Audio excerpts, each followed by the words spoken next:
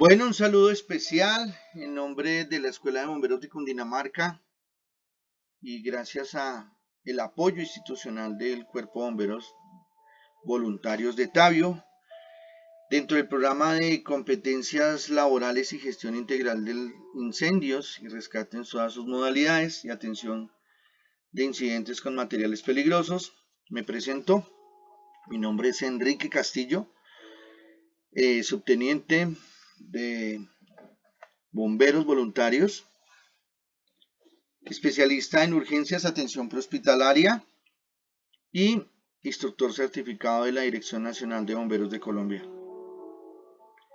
En esta oportunidad les damos la bienvenida a una pequeña charla de conceptos básicos de atención prehospitalaria y aplicación en unos casos específicos como un proceso de inducción frente a los temas, ya que esta no es una especialización ni un diplomado, es una clase puntual dentro del programa de formación, pero que da conceptos importantes para la aplicación de procesos de atención prehospitalaria en condiciones específicas. Es importante que conozcamos algo parte de la normatividad, que es la atención prehospitalaria y la parte legal en Colombia. Y recordemos que la atención prehospitalaria hace relación a toda esa atención que hacemos dentro de nuestro proceso de estabilización y traslado a una víctima a un centro asistencial donde recibirá los manejos y tratamientos finales para la resolución de su condición. Es importante que tengamos presente que no solo se aplica para conceptos de traumas, sino también conceptos de enfermedades. La Constitución Política Colombiana reconoce que toda persona tiene derecho a acceder a las condiciones de salud independientemente de su condición social, su condición política, su condición religiosa, sus condiciones de ideologías, inclinaciones de raza, sexo y demás. Y las autoridades de la República están obligadas a garantizar que todas las personas tengan acceso a la atención en salud dentro de sus planes de promoción y prevención y recuperación de la salud. Eso está en la Constitución. El Ministerio de Protección Social reconoce que se debe garantizar un servicio de emergencias médicas que permita la interacción de todos los conciudadanos dentro del territorio nacional, donde brinde unos componentes de la parte documental y legal, procesos de notificación, entrenamientos de primer respondiente, disponibilidad de recursos financieros, técnicos, humanos, logísticos y necesarios para ofertar el servicio de salud en las personas que corresponden al territorio nacional. Habla también de los procesos de habilitación para poder cumplir con los requerimientos mínimos en prestación de los servicios de salud, condiciones que deben tener el talento humano y procesos de inspección y control.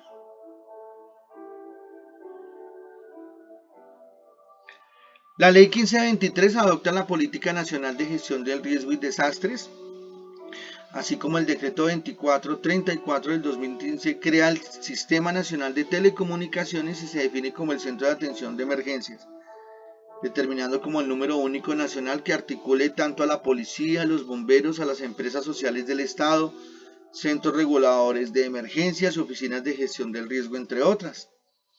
La resolución 1220 del 2010 determina a los centros reguladores de emergencias y desastres, el CRUE, que hacen parte del Sistema Nacional de Gestión del Riesgo y Seguridad de Emergencias, además de garantizar los servicios de atención prehospitalaria en el territorio nacional.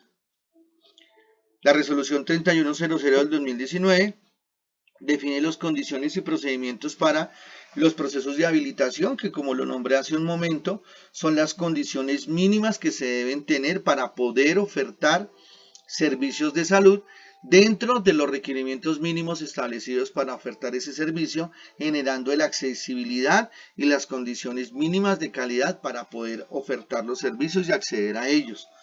Eso es lo que se conoce como habilitación. Dentro de la parte de anatomía y fisiología es muy importante que conozcamos unos conceptos básicos de anatomía. Por ejemplo, el número de huesos en el cuerpo son 206, los huesos sirven para la parte de protección, generan la forma, general de nuestro cuerpo, género, si somos hombre, somos mujer, sexo, la parte del movimiento, gracias a las articulaciones, los ligamentos, los músculos, los tendones, sostén para mantenernos obviamente en pie, y la hematopoiesis, que es la producción de sangre dentro de nuestra médula ósea. Los huesos son los que producen la sangre. Es importante conocer la estructura esquelética de nuestro cuerpo. Entonces aquí tenemos una región frontal, una región parietal, una región temporal, una región occipital, maxilar superior, un arco cigomático, maxilar inferior, 7 vértebras cervicales desde la C1 hasta la C7, 12 vértebras torácicas de T1 a T12, 5 vértebras lumbares de L1 a L5 y 5 vértebras sacras terminando en el coxis. Tenemos nuestro esternón con 12 pares de costillas, 24 costillas, las 7 primeras son las verdaderas, 8, 9, 10, 11 y 12 son las falsas, donde encontramos la 11 y la 12 como las flotantes. Encontramos nuestra clavícula, nuestro húmero y nuestra escápula que forman el acromion, que es el hombro. Encontramos nuestra cadera, cresta ilíaca, sínfisis púbica, el fémur, tibia, peroné y dedos del pie. Acá encontramos el húmero, el cúbito y el radio, y los dedos de la mano, que el dedo gordito es el primer dedo y el dedo pequeñito es el quinto dedo. Se enumeran primero, segundo, tercero, cuarto y quinto dedo, tanto en extremidades superiores como inferiores.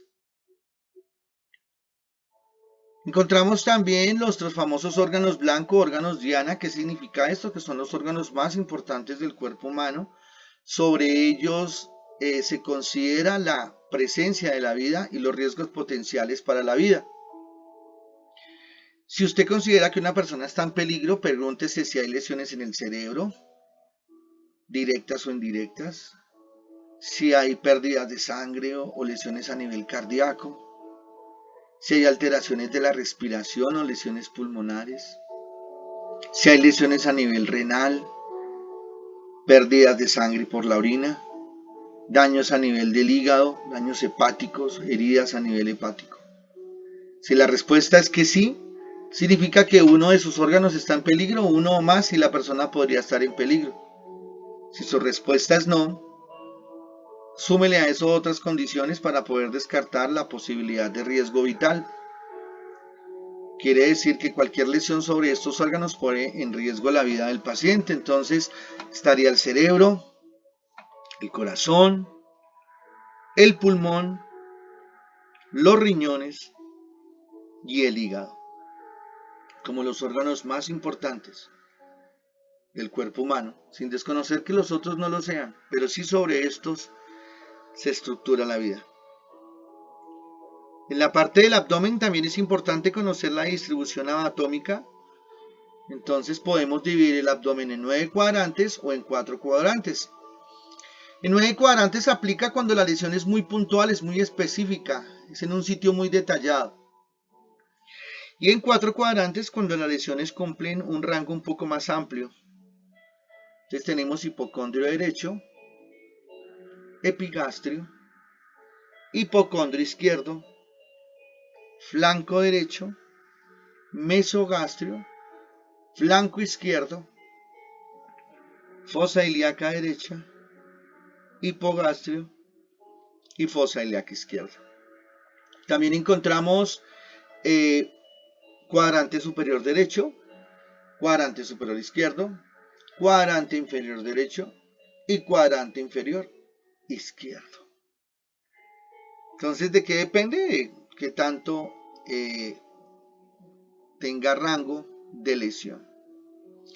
En el abordaje de valoración primaria encontramos varias técnicas: el MARCH, hemorragia masiva, vía aérea, respiración, circulación, hipotermia y condiciones del manejo de lesiones traumaencefálicas. Encontramos la mnemotecnia del ABCD, comenzando por la X. Y obviamente es importante considerar que cualquier mnemotecnia es válida desde que cumple el principio de una adecuada valoración e identificación oportuna de posibles lesiones. No exponga la salida de la vía aérea del paciente y no realice ventilación asistida. Recuerdes que estamos en tiempos de COVID. El COVID no ha desaparecido. El COVID se mantiene. Si bien es cierto, hay una alta población vacunada, también hay comorbilidades que pueden hacer que se complique aún estando vacunado. Y aunque yo no me contamine o me contamine, puedo ser portador y transmisor del COVID. Y hoy en día tenemos una alta incidencia de COVID en niños.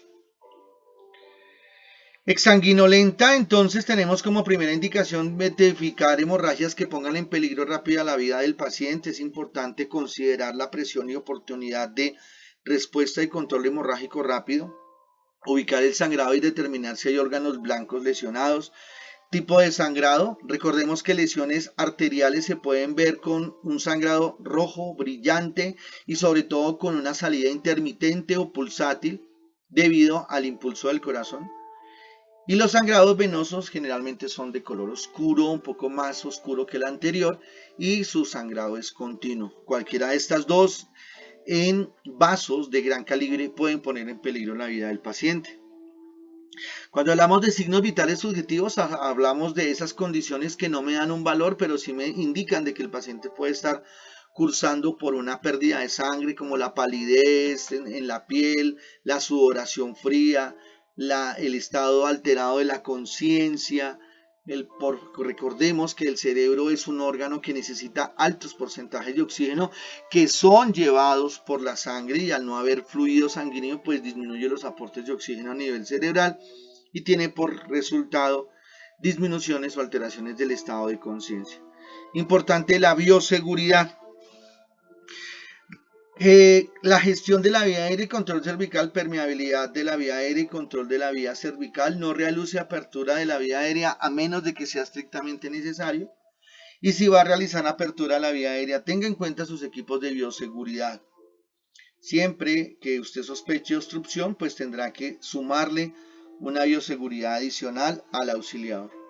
Considere la cinemática del trauma para el control cervical, las 4 Ds: deformidad, dolor, dificultad respiratoria, déficit neurológico, generados durante la inmovilización o condiciones que estén representando que la vía aérea puede estar afectada por alguna condición, la región cervical, la respuesta neurológica y obviamente una deformidad marcada. Es importante que consideremos no colocación de inmovilización cervical o bajo unas condiciones especiales.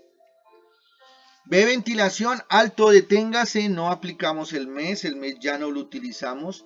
Es importante la parte de la bioseguridad. Colocamos la mano en el tórax para verificar la expansión si el paciente está boca arriba, o colocamos la mano a los costados del tórax si el paciente está boca abajo. Pero no ubicamos la técnica de mirar, escuchar y sentir, que antes la utilizábamos o algunos la conocieron como el VOS, ver, oír y sentir, porque pues obviamente tenemos un riesgo de exposición sobre micropartículas emanadas desde la parte ventilatoria que pueden ser contaminantes para COVID. Es importante el uso de la mascarilla de reinhalación, ya que es un sistema cerrado y disminuye, no en un alto porcentaje, pero sí la posibilidad de micropartículas en el ambiente. La técnica de la B para toma del pulso, importantísimo, con el segundo y tercer dedo. Identificación nuevamente de los signos vitales. Presencia o ausencia del pulso, es importante para determinar que podemos activar la cadena de supervivencia. ¿Dónde estoy? ¿Qué pasó? ¿Qué necesito? ¿Y qué voy a hacer? Son las condiciones mínimas que debe tener una llamada de emergencia.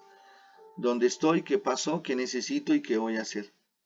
Control de hemorragias y sospecha de hemorragias no visibles y la presencia o potenciales casos de shock.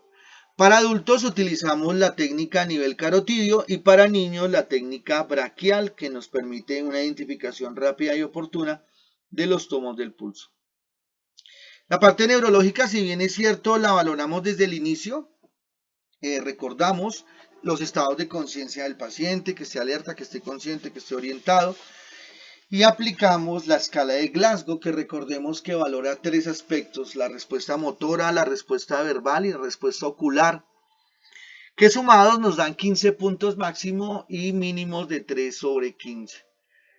Es importante que lo tengamos en nuestras unidades móviles, en nuestro celular o un sticker pegado en la ambulancia, porque ese es un patrón de identificación de trauma craneoencefálico y clasificación de la gravedad del trauma. Condiciones para determinar intubación se determinan sobre escala de Glasgow. Es muy importante considerar la aplicación de esta escala. La exposición hace relación a la técnica cefalocaudal, exposición y examen. Cefalocaudal significa de la cabeza a los pies. Técnica del guante: recomendamos 3 pares de guantes para evitar la movilización permanente del manejo de guantes y riesgos de bioseguridad. Además que me va a dar un tiempo un poco más rápido de valoración. Si usted necesita retirar un guante, simplemente lo deja al lado donde encontró la lesión para que visualmente su equipo incluso observe dónde puede estar la lesión de su paciente.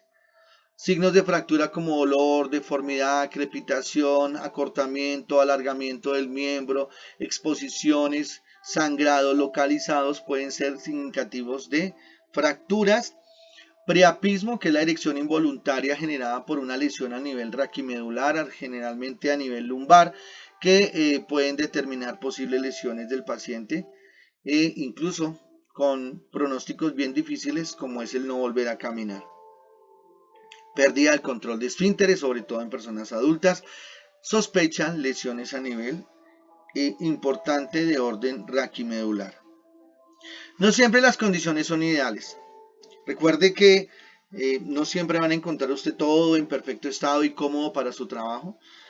Aplicación de la evidencia científica: no se invente cosas, sino todo tiene que estar justificado en una evidencia científica. Hágale un seguimiento y evolución a su paciente de acuerdo a lo que usted le hace durante el traslado, si el paciente mejoró con lo que usted le hizo o empeoró. Control de la temperatura es muy importante, porque la hipotermia puede complicar al paciente y yo mismo podría llevar a un paciente a hipotermia cuando hago exposición en sitios fríos, a la madrugada, en sitios abiertos. Clasificación del TRIAS para determinar la clasificación de su paciente y la priorización de su lesionado de acuerdo a otras condiciones y otros pacientes.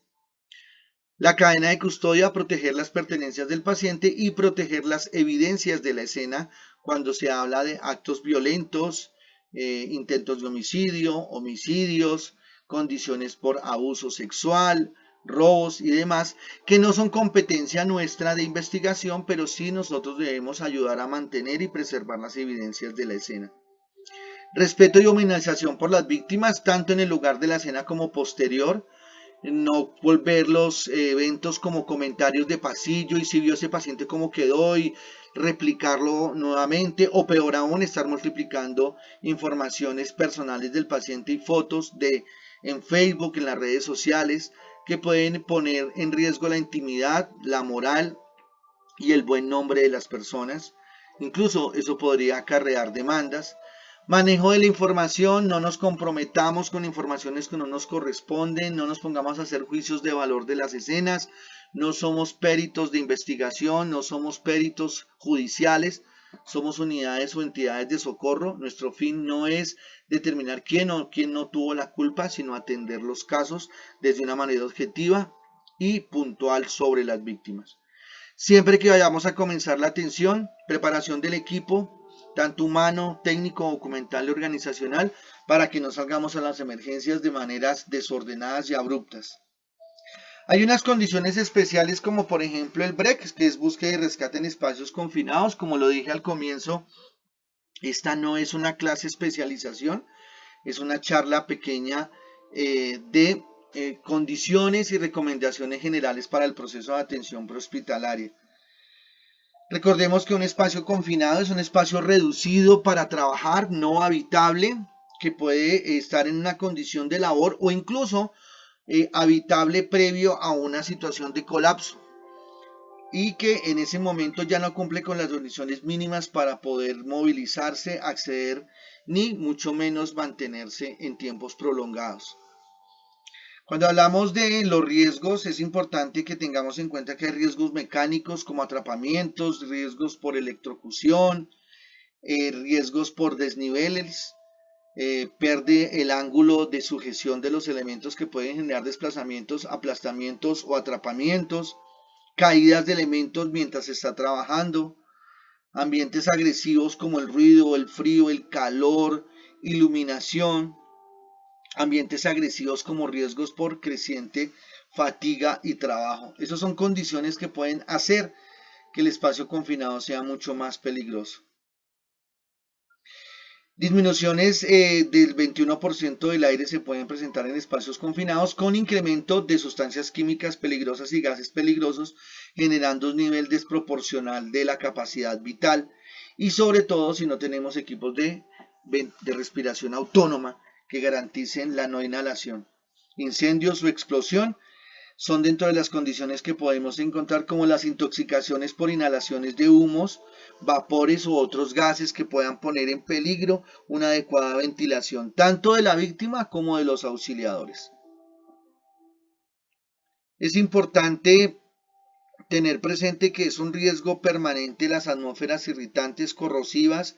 También podemos tener elementos que nos puedan quemar, ácidos clorhídricos, amoníaco, demás, que cuando ingresamos a las áreas debe haber un oficial de seguridad que garantice que esas condiciones son completamente disminuidas el riesgo, que es lo ideal, o que tengamos condiciones y elementos de protección personal que garanticen el no contacto y ponen en riesgo tanto a la víctima como a los auxiliadores.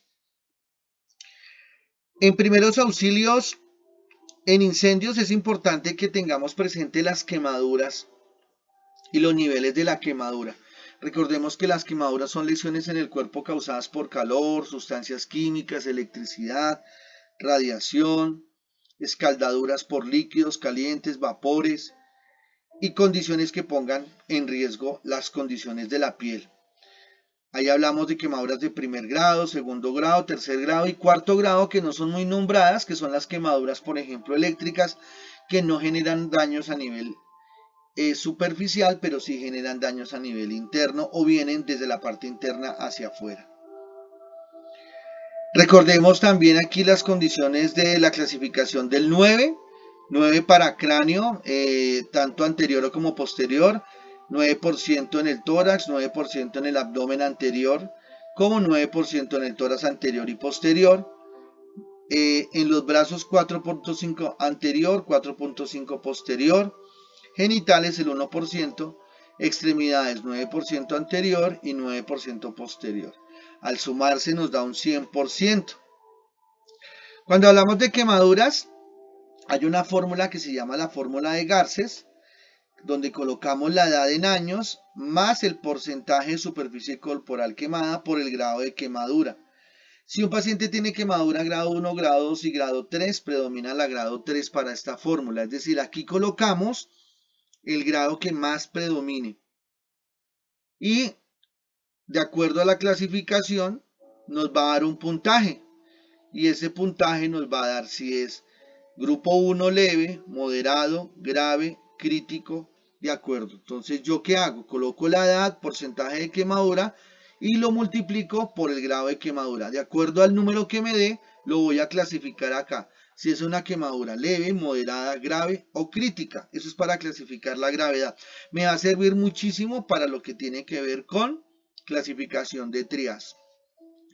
Y hay una fórmula también que podemos ver en quemaduras, que es la fórmula de Parkland, que es 4 cc o mililitros por superficie corporal quemada por el peso del paciente. 4 cc por superficie corporal quemada por el peso del paciente me va a dar un valor. La mitad de ese valor son los líquidos que pongo en las primeras 8 horas y la mitad de ese otro valor son los líquidos que pongo en las siguientes 16 horas. Si yo voy a hacer un traslado de 1 hora, pues tengo en cuenta este valor de las primeras 8 horas, lo divido en 8 y ahí me va a dar el valor de cuánto le voy a colocar al paciente durante 1 hora. Es importante que en quemaduras consideremos que las quemaduras tienen un alto riesgo de infección, proteger la piel, mantener humedecida la piel. Nosotros debemos tener guantes, debemos tener tapabocas, porque el riesgo de que generamos una contaminación en la piel y una infección es muy alta. Entonces no solamente vamos a clasificar al paciente, vamos a proteger por las quemaduras, los riesgos de infección, sino que también vamos a prolongar el cuidado de la integridad del paciente de potenciales infecciones que se puedan asociar de la quemadura.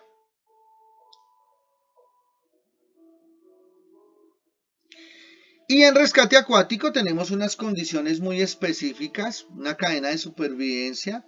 Es importante la prevención.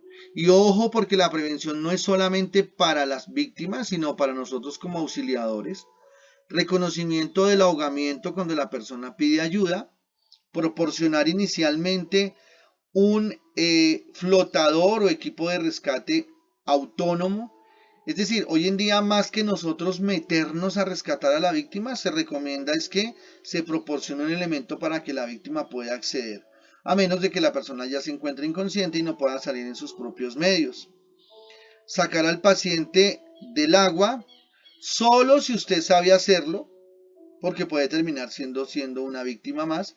Inicie la atención médica si es necesaria con el proceso de reanimación cardiopulmonar.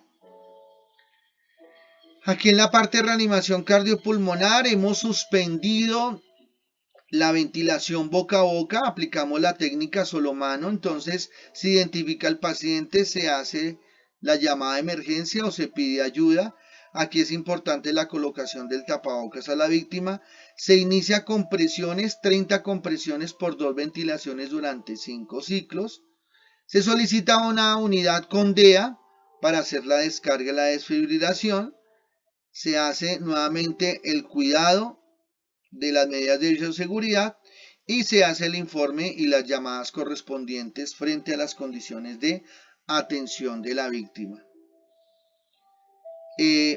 Generalmente también dependerá mucho del tipo de aguas donde la víctima fue sumergida, si son aguas corrientales o si es condiciones como piscinas donde hay un riesgo mucho menor para poder hacer la evacuación.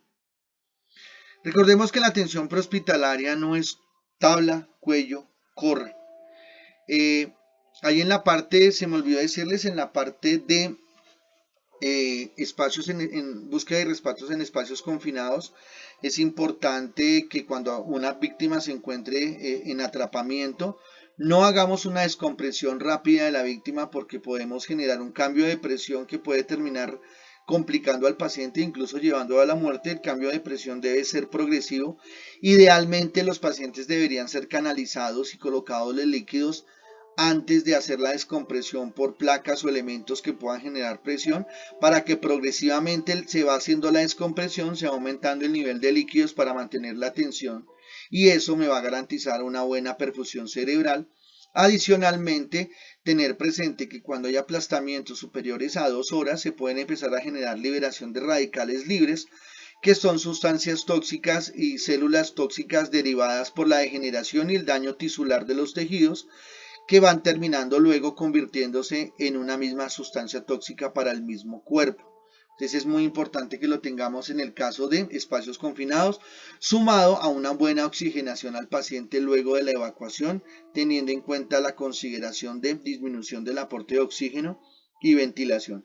Al mismo tiempo, la protección ocular para cuando el paciente perdura durante un tiempo prolongado en espacios oscuros, no sacarlo directamente a espacios visibles porque puede generar una alteración del patrón visual y obviamente puede tener unas consecuencias ahí, si bien es cierto no pueden ser muy marcadas, sí de acomodación de la parte visual al nuevo ambiente. Recordemos que si tienen alguna pregunta la pueden hacer a través de los medios WhatsApp, a través de la escuela. Estaremos muy prestos a darle respuesta si alguno de ustedes tiene alguna pregunta. En nombre de la Escuela de Bomberos Cundinamarca les agradecemos a ustedes la participación en esta presentación y esperamos que esta charla hubiese cumplido con las expectativas que cada uno tenga. Les deseo un resto de día, un resto de noche, de acuerdo al tiempo que estén viendo el video, excelente para todos En nombre de Bomberos Cundinamarca, Escuela de Bomberos, un saludo especial. Gracias.